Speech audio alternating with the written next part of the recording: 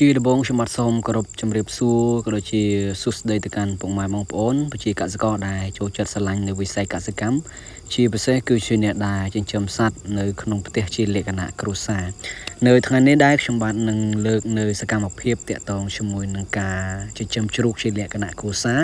នៅក្នុងផ្ទះរបស់ខ្ញុំផ្ទាល់ពុកម៉ែបងប្អូនប្រជាកសិករដឹងហើយថាការចិញ្ចឹមសត្វជាលក្ខណៈគ្រួសារវាគឺជាប្រភពចំណូលមួយផ្នែកមួយដែលវាដើរតួនាទីយ៉ាងសំខាន់នៅក្នុងការផ្ដល់ចំណូលមកកាន់គ្រួសារជូនពុកម៉ែបងប្អូនប្រជាកសិករដែលគាត់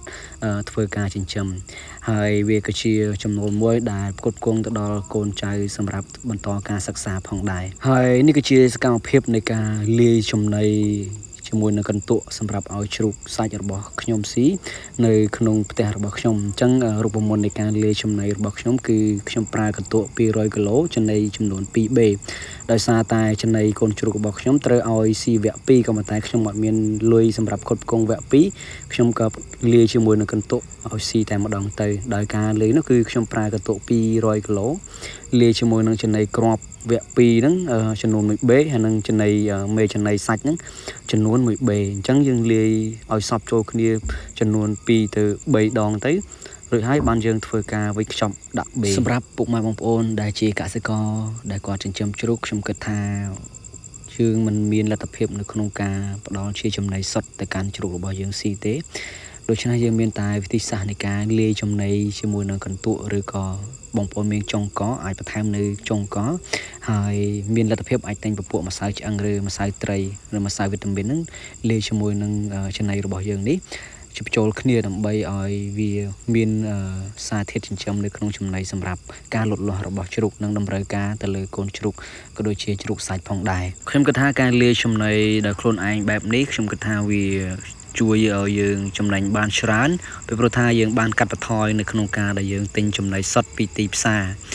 ហើយចំណីនៅទីផ្សារគឺមានតម្លៃគួរសមដែរប្រហែលបងប្អូនបាទអញ្ចឹងបើសិនជាយើងឲ្យស៊ីសុទ្ធការលក់ជ្រូករបស់យើងខ្ញុំប្រកាសណាស់ប្រកាសជាចំណេញបានតិចហើយ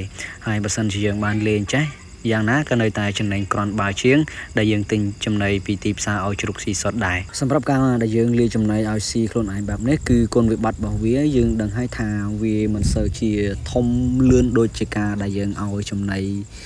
សម្រាប់ពីទីផ្សារសុទ្ធនោះទេអញ្ចឹងការដែលយើងលាយបែបនេះគឺវា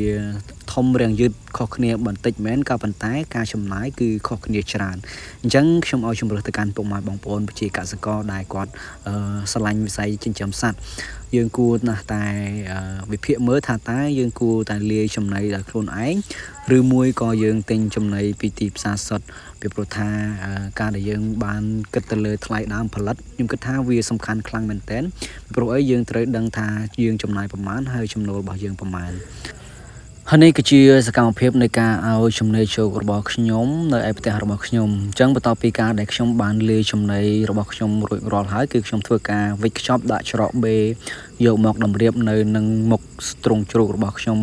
បែបនេះដើម្បីអីដើម្បីងាយស្រួលនៅក្នុងការដែលយើងដល់ម៉ោងគឺយើងឲ្យជ្រូកតែម្ដងហើយអ្វីដែលសំខាន់គឺយើងចំណេញពេលវេលាជាងការដែលយើងយកកន្ទក់មកលាយចូលក្នុងចានដែកហើយចាក់ចំណីលាយអញ្ចឹងវាខាត់ពេលអញ្ចឹងបើសិនជាយើងបានលាយដូចខ្ញុំបញ្ជាក់នៅក្នុងវីដេអូហ្នឹងគឺយើងចំណេញពេលវេលាហើយលឿនក្នុងការឲ្យចំណីជ្រូករបស់យើងហើយពុកម៉ែបងប្អូនអាចមើលសកម្មភាពនៃការស៊ីចំណីជ្រូករបស់ខ្ញុំពុកម៉ែបងប្អូនបានឃើញហើយគឺវាស៊ីរៀងគួរសមដែរដោយដំបូងគឺវាមិនសូវជាចង់ស៊ីប្រហែលទេព្រោះយើងផ្ដាច់ចំណីភ្លាមគឺវាមិនចង់ស៊ីទេអញ្ចឹងយើងធ្វើការលាយបន្ថែមបន្តិចហើយនៅក្នុងផ្ទះរបស់ខ្ញុំគឺមានការបិទស្រាអញ្ចឹងខ្ញុំឲ្យស៊ីលាយជាមួយនឹងបាយស្រាយើងចាក់បាយស្រាបន្ថែមឲ្យសាមបន្តិចទៅគឺជ្រូកខ្ញុំចាប់ផ្ដើមស៊ីហើយពុកម៉ែបងប្អូនបាទហើយវីដេអូរបស់ខ្ញុំមិនមានអ្វីច្រើនទេគឺថ្ងៃនេះខ្ញុំគ្រាន់តែចង់បង្ហាញពុកម៉ែបងប្អូនអំពីការលាយចំណីឲ្យសត្វជ្រូករបស់យើងស៊ីខ្ញុំលើកទឹកចិត្តទៅកាន់ពុកម៉ែបងប្អូនដែលស្រឡាញ់នៅការចិញ្ចឹមសត្វសូមធ្វើការរៀននៅវិធីសាស្ត្រនៃការលាយចំណីដោយខ្លួនឯង